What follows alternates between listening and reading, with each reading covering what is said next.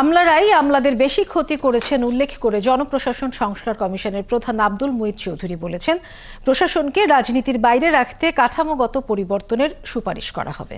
দুপুরে সচিবালয়ে জনপ্রশাসন সংস্কার কমিশনের 13তম বৈঠক শেষে এসব কথা বলেন তিনি। আর দুর্নীতি দূর করতে প্রস্তাবনা দেয়া হবে বলে জানিয়েছেন মন্ত্রণালয়ের সিনিয়র সচিব ডক্টর মোখলেসুর রহমান। শারমিন নীরা রিপোর্ট। দুর্নীতি অনিয়ম দূর করে জনগণের প্রত্যাশা অনুযায়ী আমলাতন্ত্রকে সাজাতে 2 মাস আগে জনপ্রশাসন সংস্কার কমিশন গঠন করে অন্তর্বর্তী সরকার।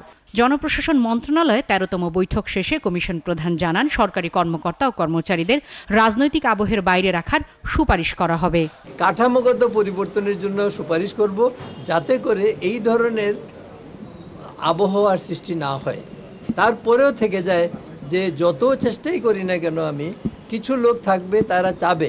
সেই জন্য এই যে উপরের দিকে যে সংবিধানের সংস্কারের কথা বলা হচ্ছে, নির্বাচনের সংস্কারের কথা বলা হচ্ছে, এইগুলো খুব গুরুত্বপূর্ণ। এতদিনের অনিয়মের পেছনে দোষ সরকারি কর্মকর্তাদের আছে উল্লেখ করে প্রশাসন থেকে দুর্নীতি দূর করার প্রস্তাব দেওয়া হবে বলে জানিয়েছেন জনপ্রশাসন সচিব। নেতিবাচক হওয়ায় সুপারিশ করা হবে ক্যাডার শব্দটি বাদ দেবারও। শব্দটার সাথে অনেকের একটা নেগেটিভিটি থাকে, এই জন্য আমরা জনপ্রশাসনের এই সংস্কার কমিশনের যে অনেকগুলো প্রস্তাব দেব, তার মধ্যে একটা থাকবে যে এই ক্যাডার শব্দটা বাদ দিয়ে যার যে service, civil service administration, civil service health, civil service agriculture, like this, এটা একটা আমাদের বড় সংস্কার। আমি মনে করি এটাতে অনেকের মেন্টাল স্যাটিসফ্যাকশন হবে।